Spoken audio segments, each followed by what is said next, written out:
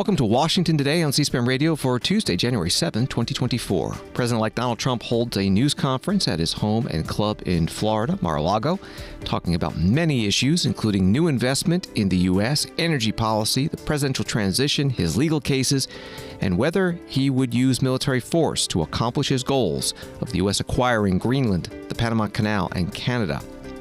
We'll talk with Toronto Star Ottawa Bureau Chief Tonda MacCharles about U.S. Canadian relations with the incoming Trump administration and elections for a new Canadian government to replace resigning Prime Minister Justin Trudeau. President Joe Biden postpones an announcement in Southern California to create 2 national monuments to protect 1 million acres from development because of a fierce windstorm.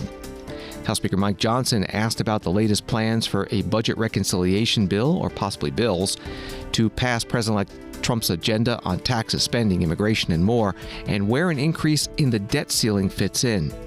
House passes its first major bill of the new Congress, the Laken Riley Act, named for the University of Georgia student murdered by an undocumented immigrant. It would require detention of migrants arrested for theft. And the casket of former President Jimmy Carter moves from Georgia to Washington to lie in state in the U.S. Capitol.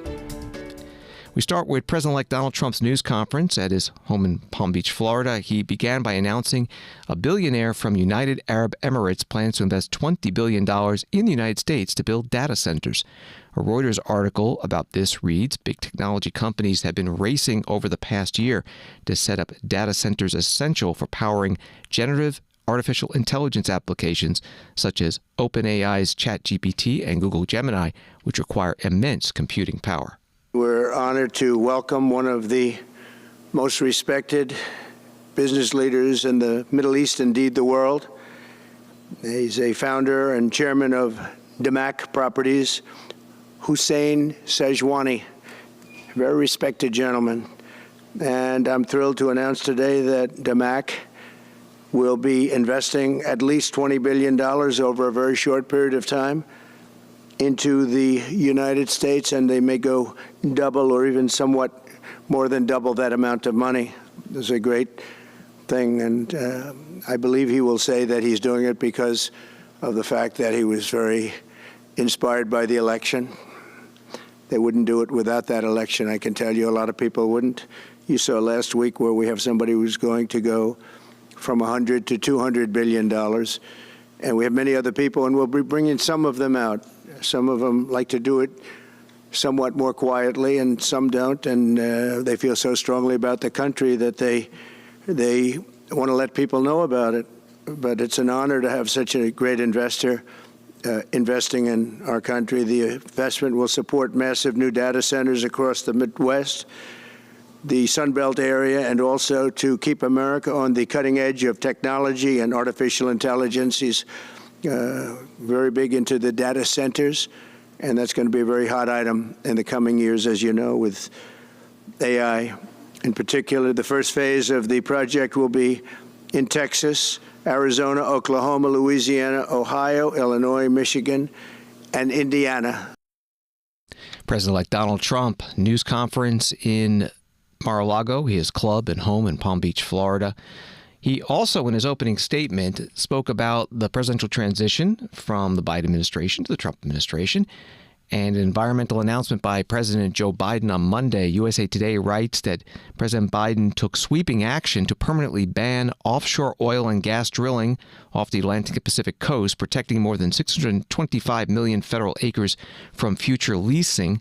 President Biden pointed to a climate crisis threatening communities and the nation's transition to a clean energy economy, adding, now is the time to protect these coasts for our children and grandchildren. That was from the USA Today article. Back to President-elect Donald Trump. We are inheriting a difficult situation from the outgoing administration, and they're trying everything they can to make it more difficult. Inflation is continuing to rage, and interest rates are far too high. And I've been disappointed to see the Biden administration's attempt to block the reforms of the American people and that they voted for. We had a landslide election. We won every swing state. We won the popular vote by millions and millions of people. Nobody even knows how many people, millions. And they're still counting in some areas. You know, they're still counting the vote in some areas. Can you believe this? What a place. What a horrible place. One of the things we're going to do is we've got to fix the election so that we get honest counts and they get done by 10 o'clock in the evening or something thereabouts. They have places where they're still counting votes. President Biden's actions yesterday on offshore drilling, banning offshore drilling, will not stand. I will reverse it immediately. It'll be done immediately.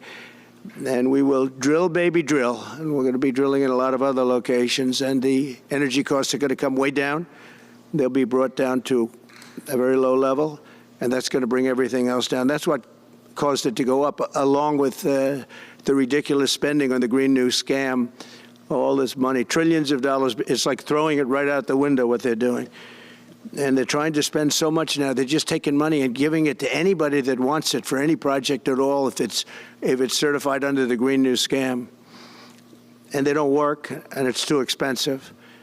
And, you know, they told me that we're going to do everything possible to make this transition to the new administration very smooth. It's not smooth because they're doing that. They're playing with the courts, as you know. They've been playing with the courts for 4 years, probably got me more votes because I got the highest number of votes ever gotten by a Republican, by far, actually, by a lot. And, you know, we had a great election, so I guess it didn't work. But even to this day, they're playing with the courts. They have their friendly judges that like to try and make everybody happy on the Democrat side. It's called lawfare. It's called weaponization of justice, and it's happened at a level nobody's ever seen before. President-elect Donald Trump starting off his news conference at Mar-a-Lago, Palm Beach, Florida.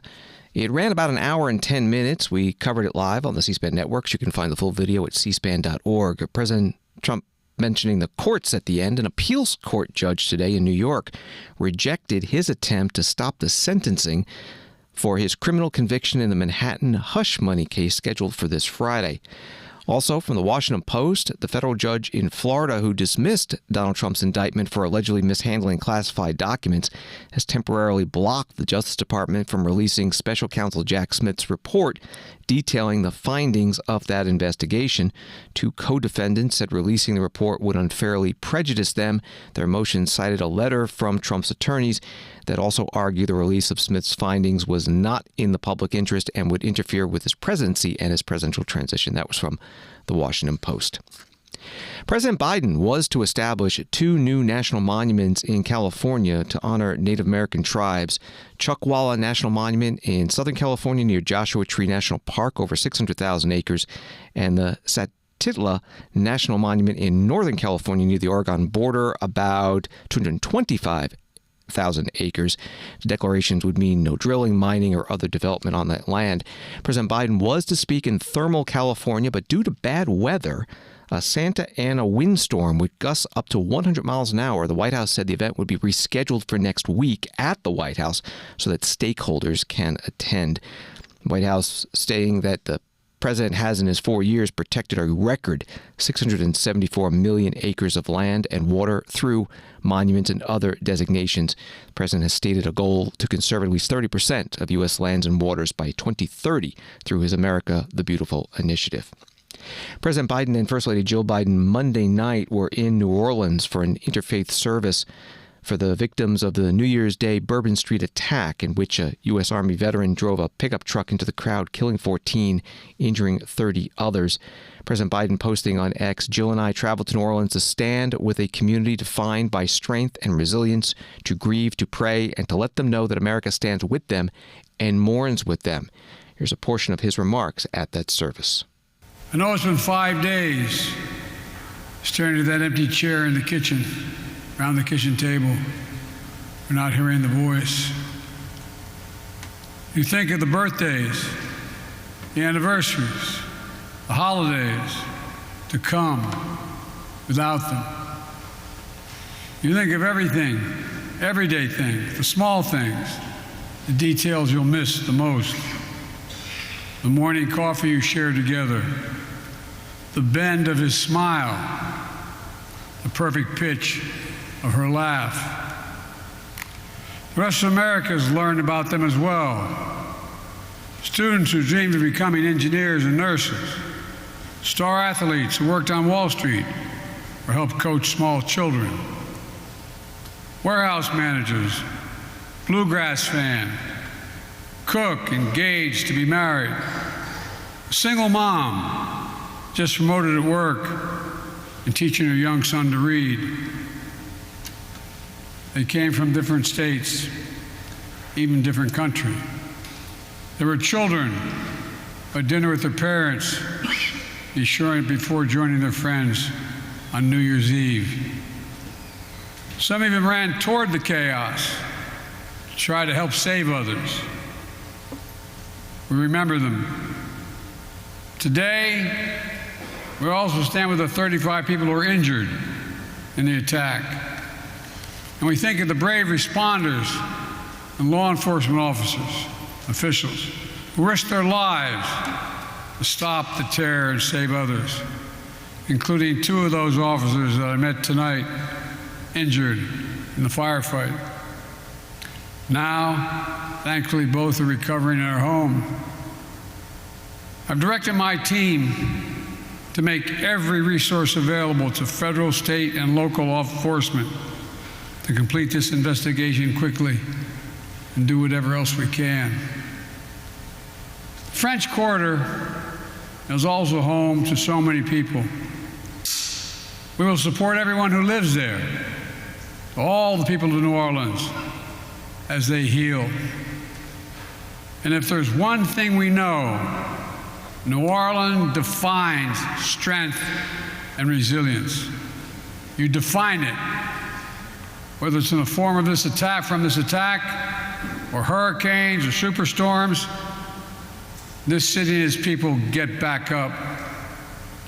That's the spirit of America as well. President Joe Biden Monday night in New Orleans at the service for the victims of the truck ramming attack New Year's Day on Bourbon Street.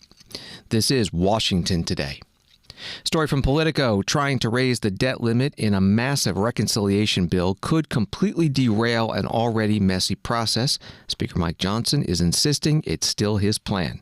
Republicans were already worried that passing new policies on the border, energy, and taxes via the budget reconciliation process, which they can use to pass bills on a party line basis, was going to be difficult. Johnson then promised incoming President Donald Trump in December that he would also use a reconciliation bill to raise the debt ceiling, adding another layer of complexity. Conservatives are generally opposed to raising the debt limit and have demanded huge spending cuts in exchange for their support. Reporting from Politico, Speaker Johnson addressed this at a news conference today. You talk about the unity of the conference, but there is some dissension over how to handle the debt ceiling. That's been a priority for President Trump to deal with right away. How quickly do you want to address the debt ceiling, and what fashion do you see a remedy here to that issue that the president wants to see done as soon as possible? Well, the intention is to handle the debt limit in reconciliation in the process, and that way, as the Republican Party, the party in charge of both chambers, we then get to determine the details of that.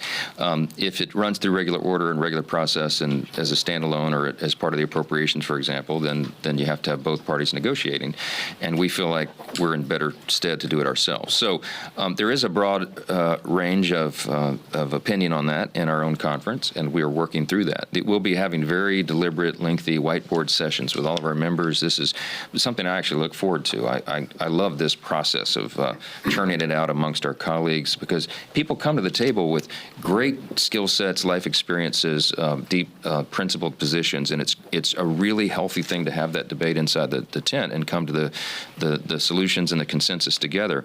And people feel like they have a sense of ownership in it when they do that. So that's what we'll be devoting a lot of my time, leadership team's time, our committee chair's time over the coming days and weeks to make sure that everybody is on the same page on that. So the debt limit among all the issues is probably one of the most important.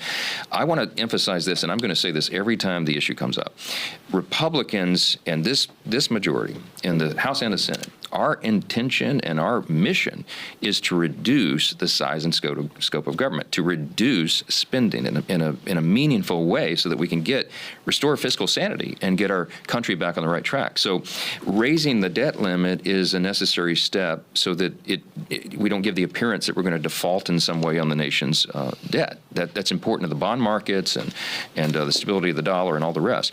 But that does not mean that we have any intention whatsoever or will tolerate spending up to the new debt limit. The idea is to do exactly the opposite. So while that is almost a pro forma sort of step that must be taken, the commitment at the same time is to reduce spending, not to spend more. So that will be the thoughtful discussion we have behind the scenes. That number, the final formula for that is yet to be determined, but it will be determined here in the coming days, and I look forward to having that discussion. House Speaker Mike Johnson, Republican from Louisiana, at a news conference today on Capitol Hill with other House Republican leaders.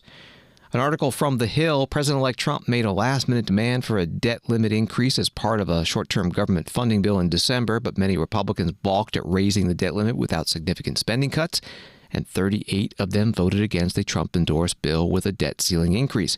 In an internal handshake compromise, Republicans struck an agreement to raise the debt ceiling by $1.5 trillion in exchange for $2.5 trillion in net cuts to spending as part of the reconciliation package.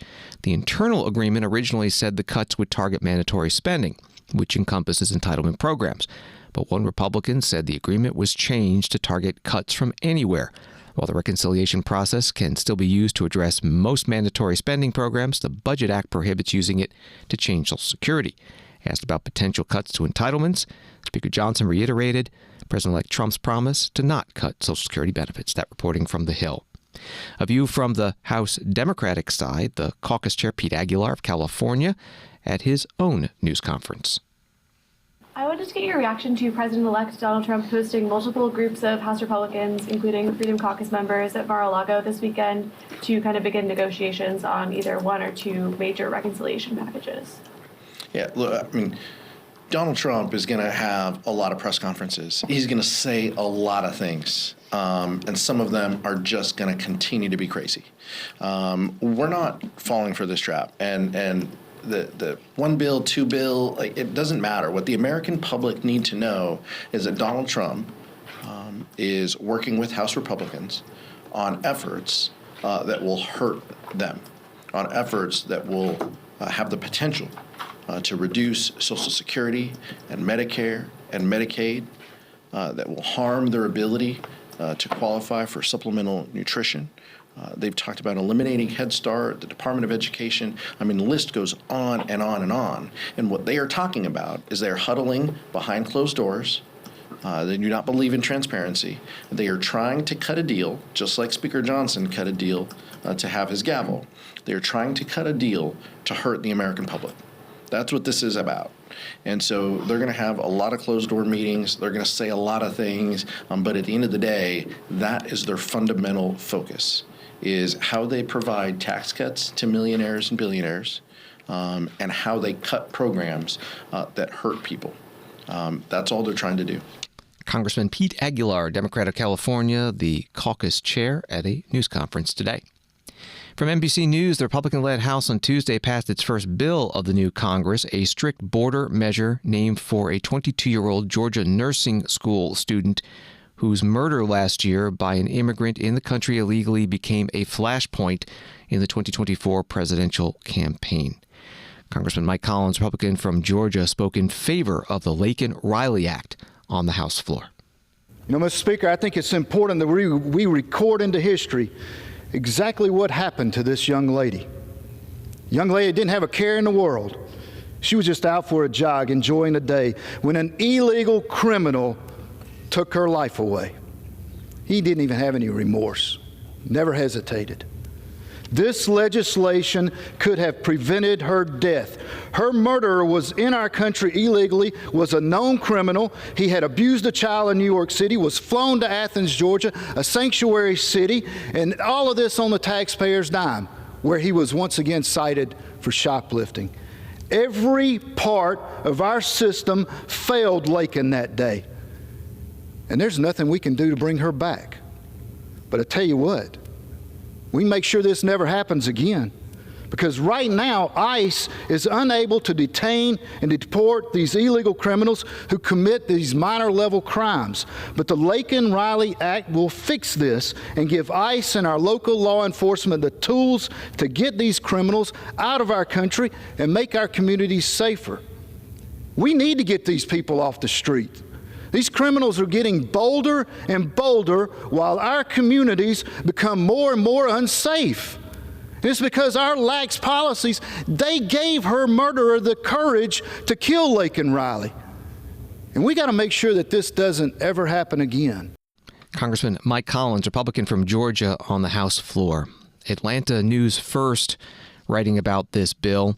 The legislation would require federal officials to arrest undocumented immigrants who commit theft, burglary, larceny, or shoplifting offenses, and would mandate they are detained until they are removed from the United States. It would also allow states to bring civil actions against federal officials who refuse to enforce immigration law or who violate the law. Congressman Collins' bill would also allow state attorneys general to sue the Secretary of Homeland Security for relief if immigration actions such as parole, violation of detention requirements, or other policy failures harm that state or its citizens. That was the article from Atlanta News First. Back to the U.S. House floor in Washington, Congresswoman Pramila Jayapal, Democrat of Washington State, opposing the bill. Laken Riley was, by all accounts, a remarkable young woman whose life was tragically cut short by a horrific act that should be prosecuted to the full extent of the law. My heart goes out to her family and loved ones who grieve her death. And I understand, as a mother myself, fully why, in the face of such senseless violence, especially against someone so young, there is an urge to do something, anything, to feel like you are actually helping to fix the problem. Unfortunately, this bill does nothing to fix the immigration system or to prevent future tragedies like this. It is simply an attempt to score cheap political points off of a tragic death.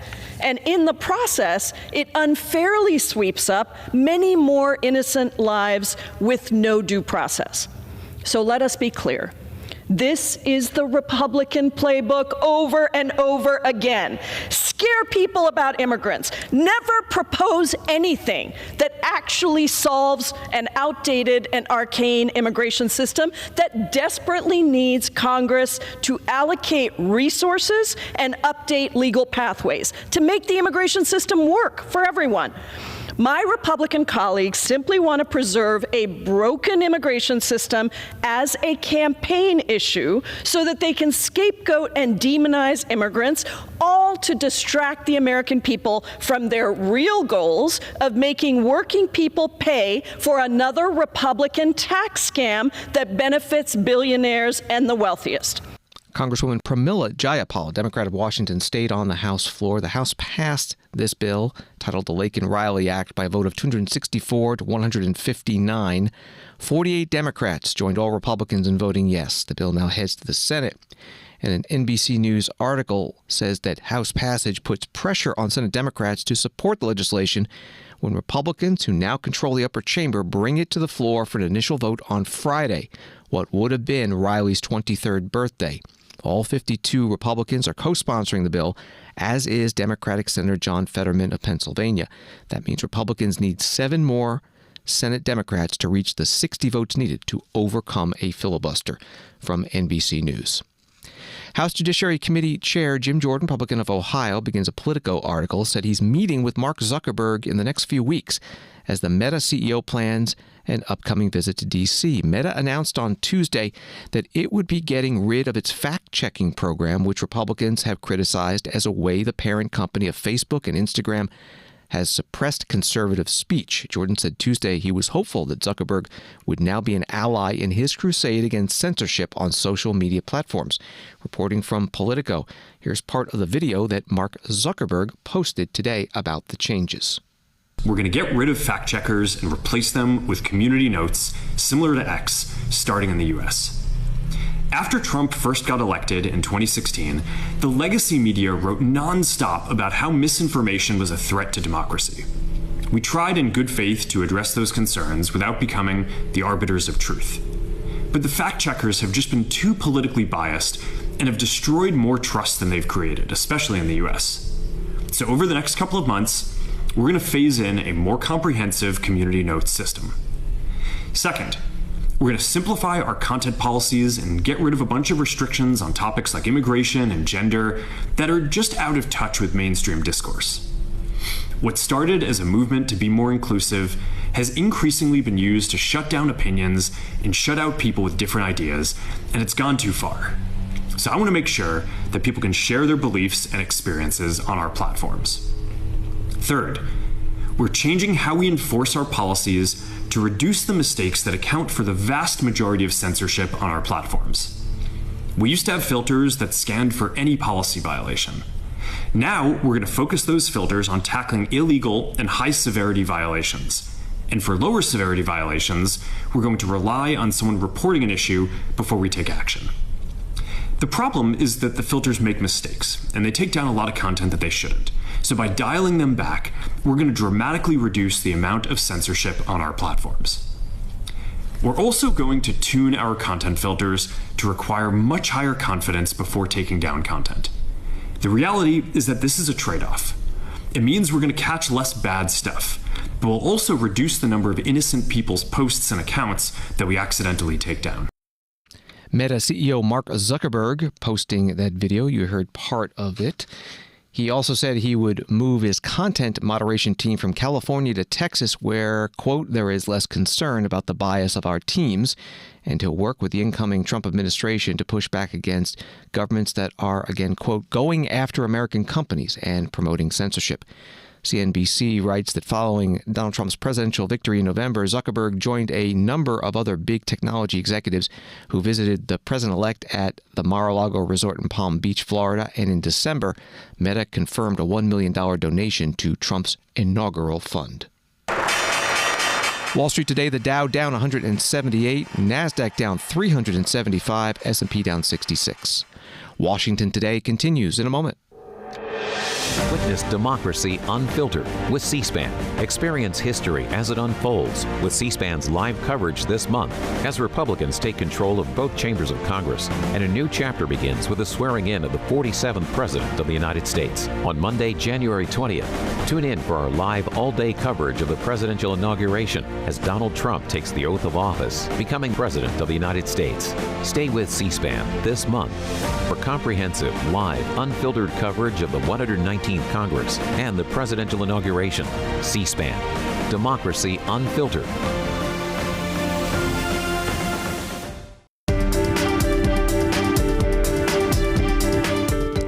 Welcome back to Washington Today, available as a podcast on the free C-SPAN Now mobile app and wherever you get your podcasts. From Associated Press, President-elect Donald Trump on Tuesday said he would not rule out the use of military force to seize control of the Panama Canal and Greenland, as he declared U.S. control of both to be vital to American national security. Speaking to reporters less than 2 weeks before he takes office on January 20th, and as a delegation of aides and advisors that includes Donald Trump Jr. is in Greenland, Trump left open the use of the American military to secure both territories. That was from Associated Press. Here is President-elect Trump at his news conference in Florida. I wanted to touch on the world on fire that you mentioned, but let's start, if we could, with your references to Greenland and the Panama Canal and so forth. Can you assure the world that as you try to get control of these areas, you are not going to use military or economic coercion? No. And can you tell us a little bit about what your plan is? Are you going to negotiate a new treaty? Are you going to ask the Canadians to hold the vote? What is the strategy? Yeah, I can't assure you. You're talking about Panama and Greenland. No, I can't assure you on either of those two. But I can say this. We need them for economic security. The Panama Canal was built for our military. I'm not going to commit to that now. It might be that you'll have to do something. Look, the Panama Canal is vital to our country. It's being operated by China. And we gave the Panama Canal to Panama. We didn't give it to China. And they've abused it. They've abused that gift. It should have never been made, by the way. Giving the Panama Canal is why Jimmy Carter lost the election, in my opinion, more so maybe than the hostages. The hostages were a big deal. But if you remember, and nobody wants to talk about the Panama Canal now because, it's inappropriate, I guess, but because it's a bad part of the Carter legacy. But he was a good man. Look, he was a good man. I knew him a little bit, and he was a very fine person, but that was a big mistake. Giving the Panama Canal to Panama was a very big mistake. We lost 38,000 people. It cost us the equivalent of $1 trillion, maybe more than that. Probably the most expensive, they say it was the most expensive structure, if we call it a structure, which I guess you can, ever built. And giving that away was a horrible thing. And I believe that's why Jimmy Carter lost the election, even more so than the hostages. Those two things. President-elect Donald Trump at a news conference at his home and club, Mar-a-Lago in Palm Beach, Florida. In a statement, Greenland's government said Donald Trump Jr.'s visit to Greenland was taking place as a private individual and not as an official visit, and Greenlandic representatives would not meet with him. President-elect Donald Trump was also asked today about his repeated references to making Canada the 51st state of the United States of America and whether military force is an option there. If we were to work under the assumption that you're serious about making Canada the 51st state of the United States, the leader of the Conservative Party in Canada said, under no circumstance will it ever be the 51st state. Maybe he won't win, but maybe he will. I don't point, you had suggested. Listen, I don't care what he says. But Sir, real fast, you said you were considering military force to acquire Panama and Greenland. Are you also considering military force to annex and acquire Canada? No, economic force. Because Canada and the United States, that would really be something. You get rid of that artificially drawn line, and you take a look at what that looks like, and it would also be much better for national security. Don't forget, we basically protect Canada. But here's the problem with Canada. So many friends up there. I love the Canadian people. They're great. But we're spending hundreds of billions a year to protect it. We're spending hundreds of billions a year to take care of Canada. We lose in trade deficits. We're losing massive. We don't need their cars. They make 20% of our cars. We don't need that. I'd rather make them in Detroit. We don't need the cars. We don't need their lumber. We have massive fields of lumber. We don't need their lumber. We have to unrestrict them because stupid people put, restrictions on, but I can do that with an executive order. We don't need anything they have. We don't need their dairy products. We have more than they have. We don't need anything. So why are we losing $200 billion a year and more to protect Canada? And I said that to, as I called him, Governor Trudeau. I said, listen, what would happen if we didn't subsidize you, if we didn't, because we give them a lot of money. We help them. As an example, we're buying icebreakers, and Canada wants to join us in the buying of icebreakers. I said, we don't really want to have a partner in the buying of icebreakers. We don't need a partner. But gives the U.S. the right to lay claim to us. No right. Nope. No right. Here's what we have. We have a right not to help them with their financial difficulties. Joining us now from Ottawa, Canada, is Tonda MacCharles, Ottawa Bureau Chief with the Toronto Star. Thank you for being with us. So, Canadian Prime Minister Justin Trudeau on Monday resigned. Today, President-elect Donald Trump again threatened tariffs against Canada and said he would use economic force rather than military force to make Canada part of the United States. What is the state of U.S. Canadian relations?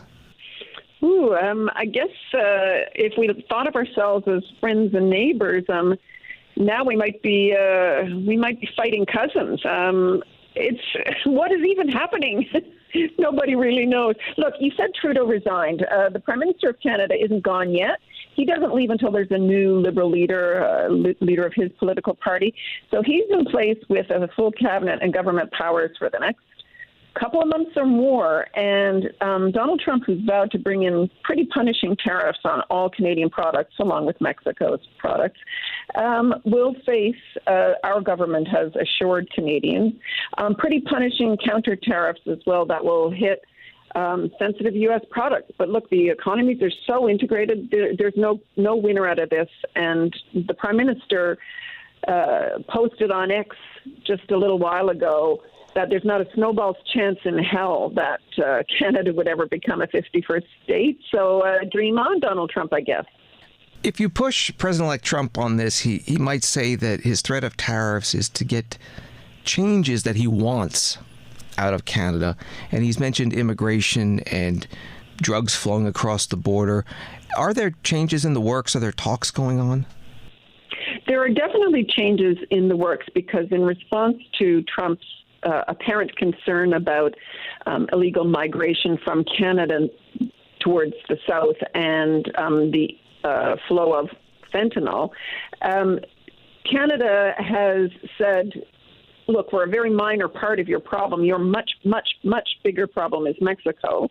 But the Canadian government has conceded that any is too much. And so they have increased spending, both the federal government and subnational governments at the provincial level have increased spending on border patrols, bringing in more technology, drones, surveillance technology, manpower to staff the border, broaden powers of our border guard agency to assist the Royal Canadian Mounted Police in border patrolling. But all of that was, in response to what Trump said was his concern about migration and drugs, but knowing that his broader concern is through the tariffs, to generate a significant amount of revenue, also for U.S. coffers. So, look, I don't think they've been under any illusion that making the argument we're not your biggest problem is not the only way to go. They are also addressing, to the extent that they can, enforcement at the border.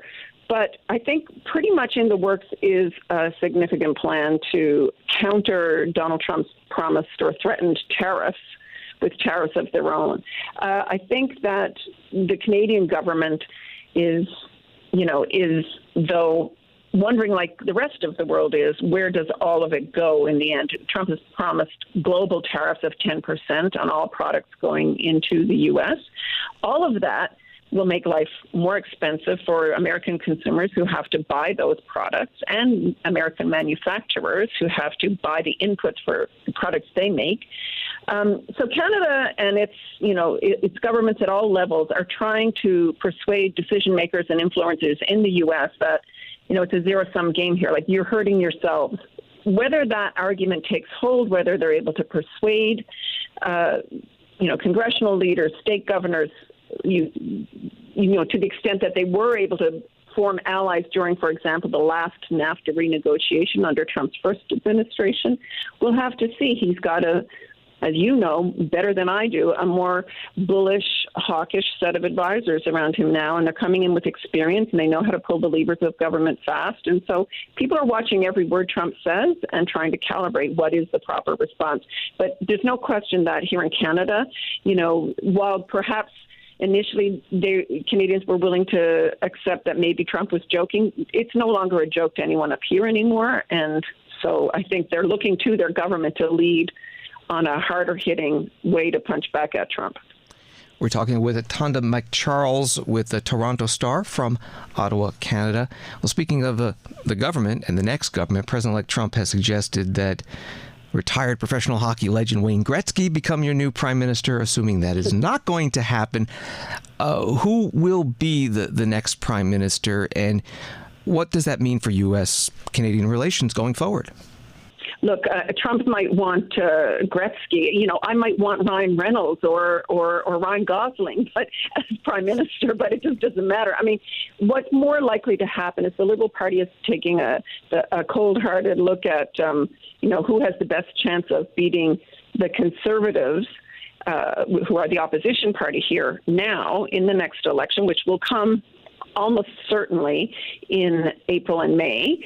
And I think, though, the polls in Canada show that the Liberal Party is likely to lose that election to the Conservatives here. So, there is a very staunch fiscal conservative leader of the political party here in opposition, Pierre Poilievre, who may well, polls seem to suggest, become the next Prime Minister of Canada. On the Liberal Party side, Trudeau's successor is likely to be someone who the Liberal Party thinks can punch back against that view of the world and, against the conservative desire to roll back a lot of the progressive policies Trudeau put into place. And that, I think, remains to be seen. There is no I think, savior in the wings for the Liberal Party right now. Trudeau did not groom a successor. It's a dog-eat-dog battle right now to see who is going to jump into the race and who might get the lead. And you've probably heard the name of former Bank of Canada and Bank of England Central Governor Mark Carney floating around. He once worked for Goldman Sachs in New York. Pretty brilliant economist, but someone who's never ever run for political office and never really tested those waters and may not have the retail political skills that even the Donald Trump has. Tonda MacCharles, Ottawa bureau chief with the Toronto Star. You can find her articles at thestar.com and on X at Tonda MacC. Thank you very much. Thanks so much, Michael. President-elect Donald Trump at his news conference today in Florida also spoke about U.S. relations with Mexico, saying that the trade imbalance, illegal immigration, and drugs flowing into the U.S. has led him to pursue a name change for the Gulf of Mexico. And we're going to be announcing at a future date pretty soon. We're going to change, because we do most of the work there and it's ours. We're going to be changing sort of the opposite of Biden, where he's closing everything up, essentially getting rid of $50 to $60 trillion worth of assets. We're going to be changing the name of the Gulf of Mexico to the Gulf of America, which has a beautiful ring that covers a lot of territory. The Gulf of America, what a beautiful name. And it's appropriate. It's appropriate. President-elect Donald Trump, an ABC News story about this proposal, has this paragraph. The Gulf has been identified by several names throughout its history, with Golfo de Mexico first appearing on maps in the mid-16th century when Spain occupied the areas now known as Cuba to the south, Mexico to the west, and the U.S. states that surround it to the north. Joining President-elect Trump at the news conference in Florida was his Middle East envoy, Steve Witkoff, and Jerusalem Post writing about that, saying that Steve Witkoff said on Tuesday that he thinks the hostage talks are significantly progressing. He said, well, I think we're making a lot of progress, and I don't want to say too much because I think they're doing a really good job back in Doha. That was from the Jerusalem Post. Here is President-elect Trump at the end of his news conference when he reissued a warning about those holding U.S. hostages. I'm just telling you, this will be the golden age of America. This is the golden age of America. We're going to have a great country again. We're a country right now under siege. We have so many different problems, and nobody respects us overseas, but now they do. The Italian Prime Minister, as you know, came here the other night, just flew in and flew out. She wanted to see me. And great respect is being shown. When I went to the cathedral in France, great respect was shown by the Prime Minister, the President, by everybody. France was, and by the way, I have to say they did a great job in the cathedral. But great respect is being shown to our country again. And we have a great country, but we have to run it properly. It's going to be run properly. We want to get back those hostages for Israel and for us. You know, we do have people that are hostages being held. And I'll just say it again. If this deal's not done with the people representing our nation, by the time I get to office, all hell is going to break out. Thank you very much. President-elect Donald Trump closing out the news conference at his home and club Mar-a-Lago in Florida. Again, it runs about an hour, 10 minutes or so. We covered it live on the C-SPAN networks. Find the full video at cspan.org. Story from Reuters. The foreign ministers of Japan and the United States said their countries' ties were stronger than ever on Tuesday, even after Japan's prime minister called U.S. President Joe Biden's decision to block Nippon Steel's $14.9 billion bid for U.S. steel perplexing. Biden's move last Friday was a jolt to U.S. efforts to boost ties, just as neighboring South Korea's political crisis potentially complicates a deepening trilateral relationship between Washington, Seoul, and Tokyo formed to counter China's growing military power. Reporting from Reuters. Secretary of State Antony Blinken, visiting Japan today, spoke to reporters in Tokyo. It's not by accident that the very first trip that I made as Secretary of State was here to Japan, that I've traveled here 7 times over the course of these 4 years, and that, in fact, my last trip as Secretary brings me to Japan. It points to the centrality of the U.S.-Japan alliance and partnership for the United States, the importance that we attach to it. And we've seen that alliance develop in extraordinary ways. moving over time from a bilateral relationship focused on issues between us to a regional focus, and now to a global focus, where Japan and the United States together are a force for progress, for good, for making a difference in the lives of our people and people around the world. And I think as we look at the last 4 years, we've seen an alliance, a partnership, a friendship that's grown stronger than it's ever been before. If you look at what we've done together on strengthening our security partnership relationship, modernizing our command and control, working together on defense co-production so that we can strengthen our defense industrial base and have an even stronger deterrent. Remarkable steps just in these last few years.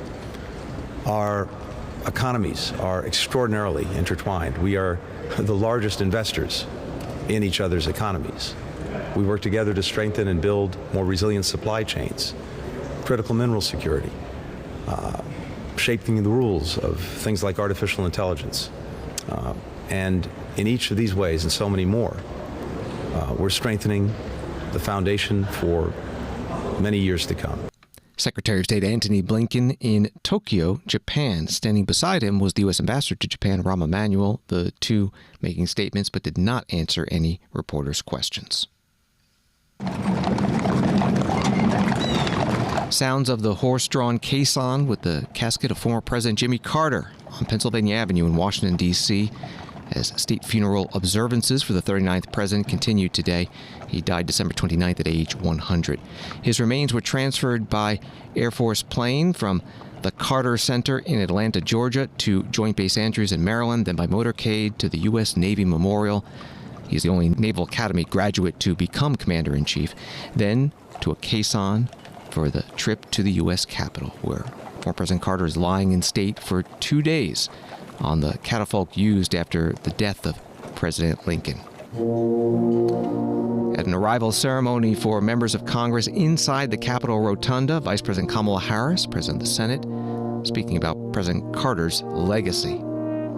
First president of the United States to have a comprehensive energy policy, including providing some of the first federal support for clean energy. He also passed over a dozen major pieces of legislation regarding environmental protection, and more than doubled the size of America's national parks, including protecting our beloved redwoods in my home state of California. He was a president who, between the years of 1977 and 1981, appointed more Black Americans to the federal bench than all of his predecessors combined, and appointed 5 times as many women.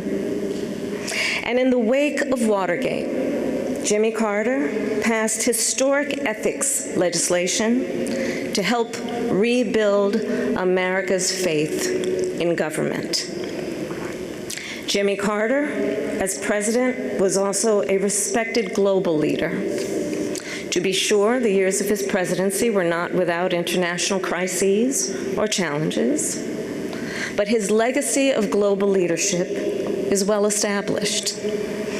In Asia, he instituted full diplomatic relations with China, which he would later call one of the most historically significant accomplishments of his presidency. And his legacy lives on in the Middle East because, do recall, in the decades before Jimmy Carter became president, Israel and Egypt had been at war numerous times. Few thought peace could be achieved between them. Yet Jimmy Carter did that. Through his persistence and perseverance, through his unshakable belief in the power of American diplomacy, he secured the Camp David Accords, one of the most significant and durable peace treaties since World War II. Vice President Kamala Harris at the memorial service in the U.S. Capitol Rotunda, where former President Jimmy Carter is lying in state. Also making remarks, the House Speaker Mike Johnson and the Senate Majority Leader John Thune. You can find the video of this arrival ceremony at our website, cspan.org. Former president will be lying in state for 2 days. The public can pay their respects tonight from 8:30 p.m. Eastern until midnight Eastern, and then Wednesday, 7 a.m. Eastern, all the way through the day, through the night until 7 a.m. Eastern Thursday. And the state funeral will conclude Thursday with a service at the National Cathedral in Washington. And then former President Carter will return home to Plains, Georgia for a private funeral and interment at his family home, buried next to his wife of 77 years, First Lady Rosalind Carter. Thanks for listening to Washington Today. Sign up for C-SPAN's free evening newsletter word for word and get the stories making headlines in Washington sent to your inbox every day. Subscribe at cspan.org/connect. Have a good night.